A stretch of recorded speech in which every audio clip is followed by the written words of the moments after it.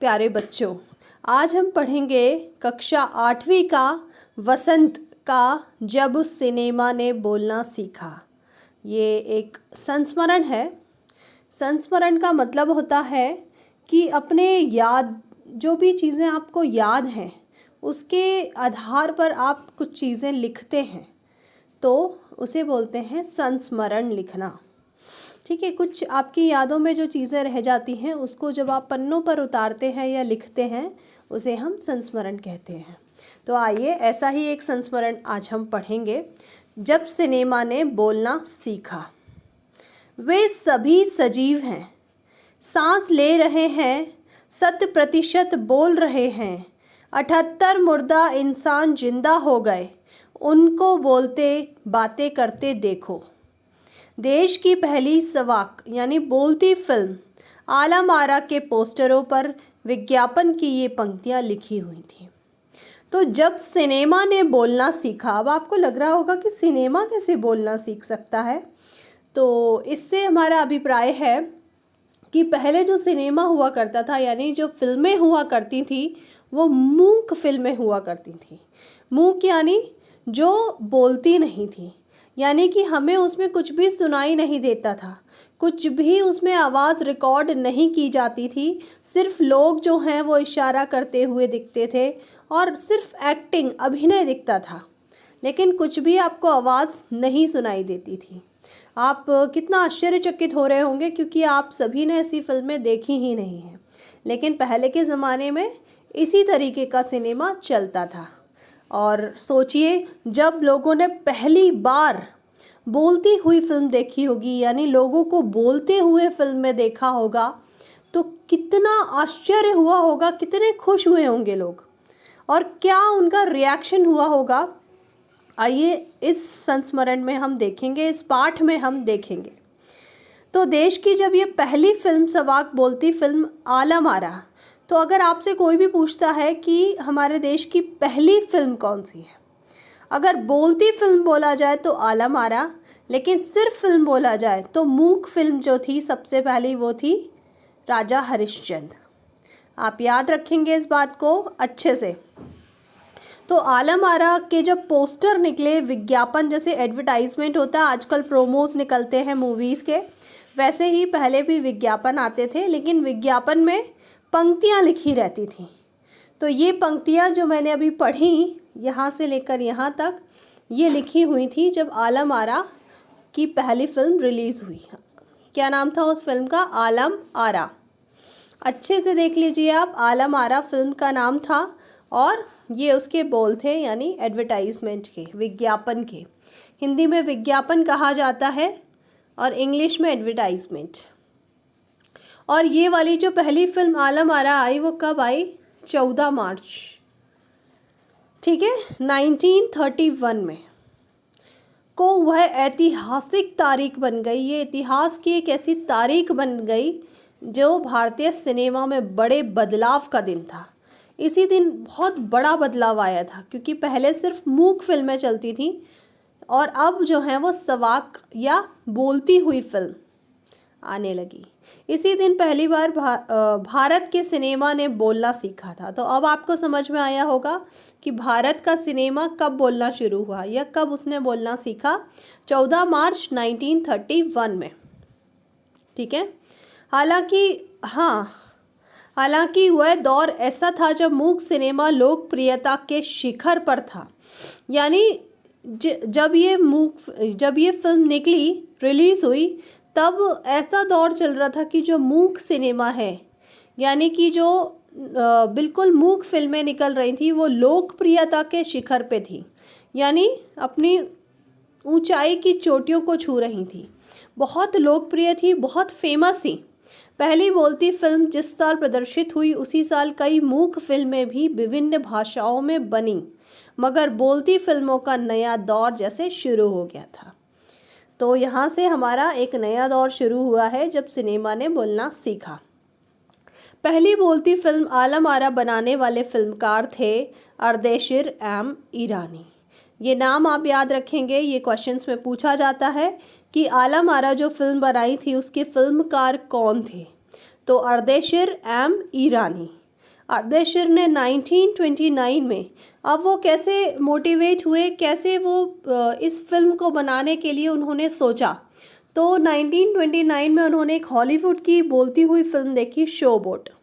तो इससे हमें पता चलता है कि भारत जो है वो काफ़ी पीछे चल रहा था सिनेमा में, बल्कि हॉलीवुड में पहले ही बोलती फिल्में बनने लगी थी और बॉलीवुड वैसे भी थोड़ा पीछे रहता है हॉलीवुड से, तो उनके मन में भी बोलती फिल्म बनाने की इच्छा जाग गई।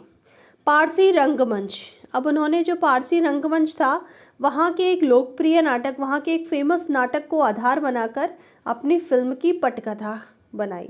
अब फिल्म बनाने के लिए आपको जैसे पता होगा कि एक स्टोरी की ज़रूरत होती है, तो उन्होंने स्टोरी कहाँ से ली, पारसी रंगमंच के एक लोकप्रिय नाटक से।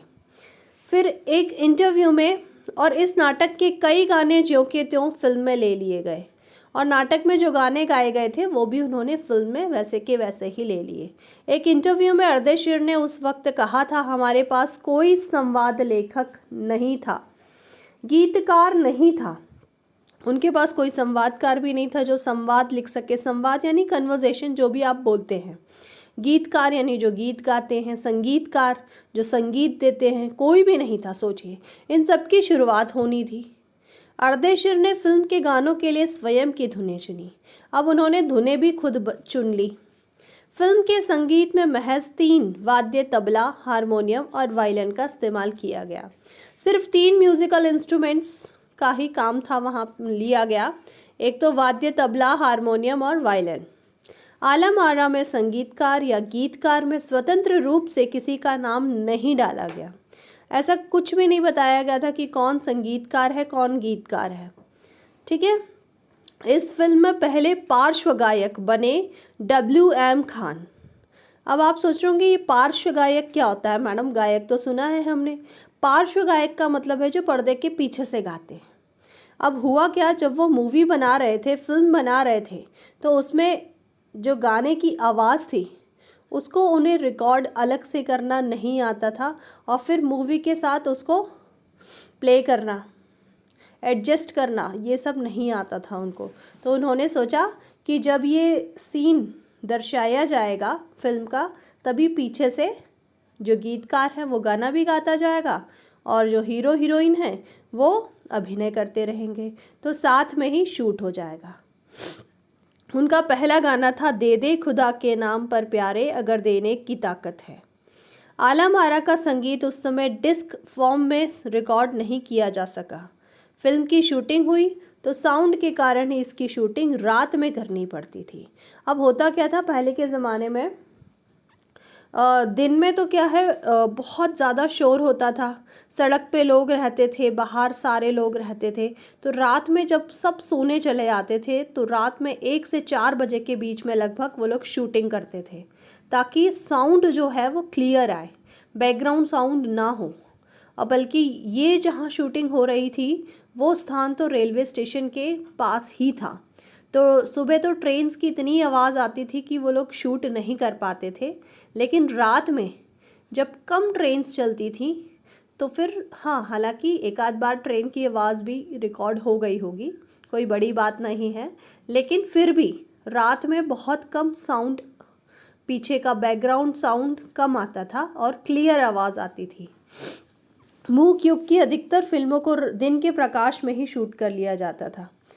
अब मूक वाली जो फिल्में थी, अब मूक वाली फिल्मों में क्या है, सिर्फ अभिनय करना है, उनको सिर्फ दिखाई देना है, सुनाई तो कुछ देना नहीं है, तो फिर वो दिन में ही करना पड़ेगा क्योंकि दिन का प्रकाश जो है वो अच्छा होता है।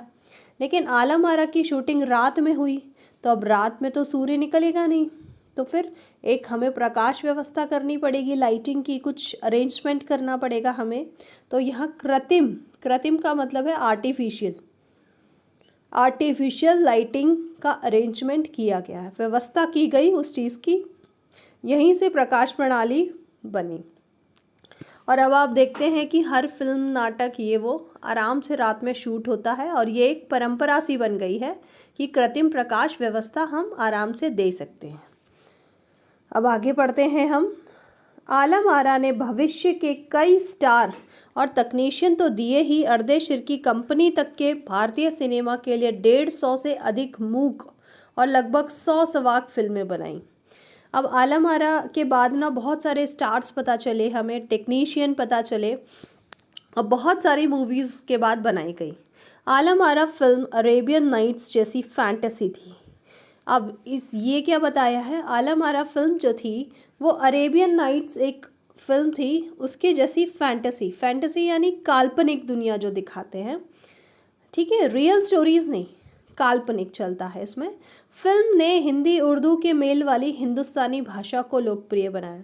अब पहले तो क्या हो रहा था कि जो फिल्में विदेश में बन रही थी वो विदेशी संस्कृति और विदेशी भाषा को ही दिखाती थी, लेकिन हिंदुस्तान की ये पहली फिल्म थी जो सवाक या बोलती फिल्म थी, तो इसने जो है वो हिंदी और उर्दू दोनों को मिक्स करके एक भाषा बोली, हिंदुस्तानी भाषा।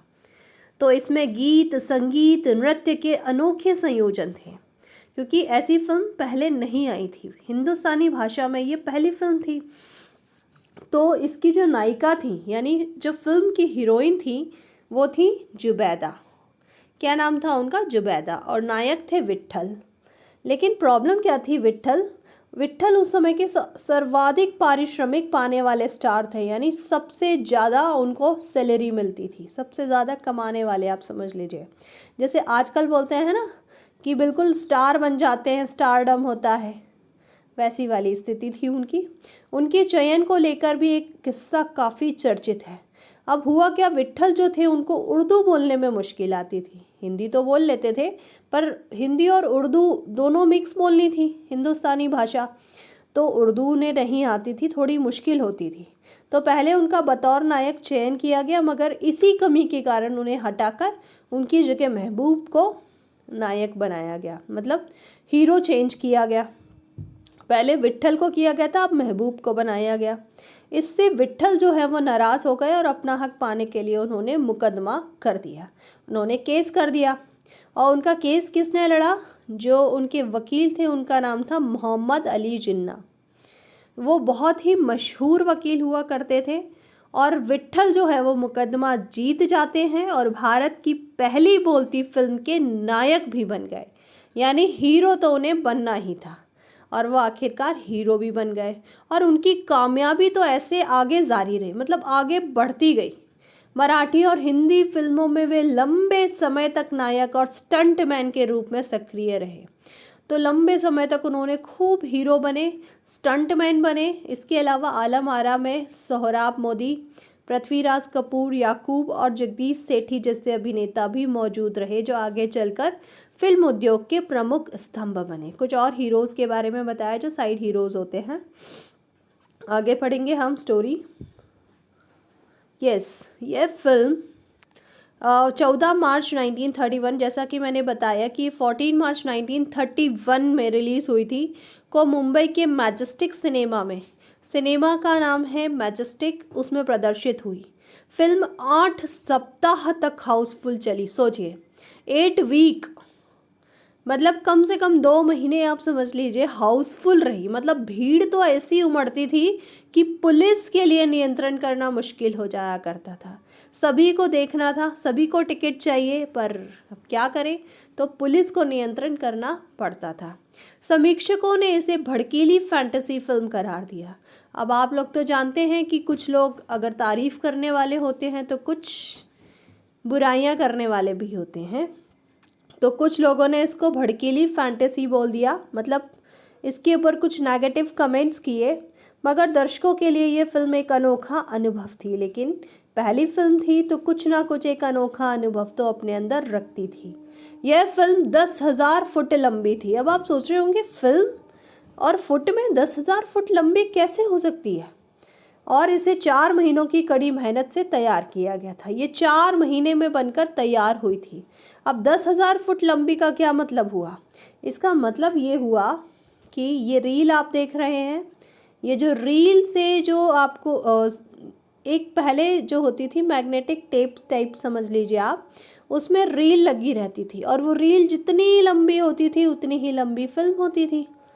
ठीक है, क्योंकि उसको शूट करने में जितना समय लगता जाएगा रील उतनी ही बार घूमती जाएगी, तो जितनी लंबी रील उतनी लंबी फिल्म।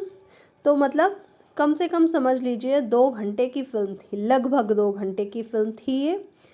तो और 4 घंटे में ये तैयार की गई थी।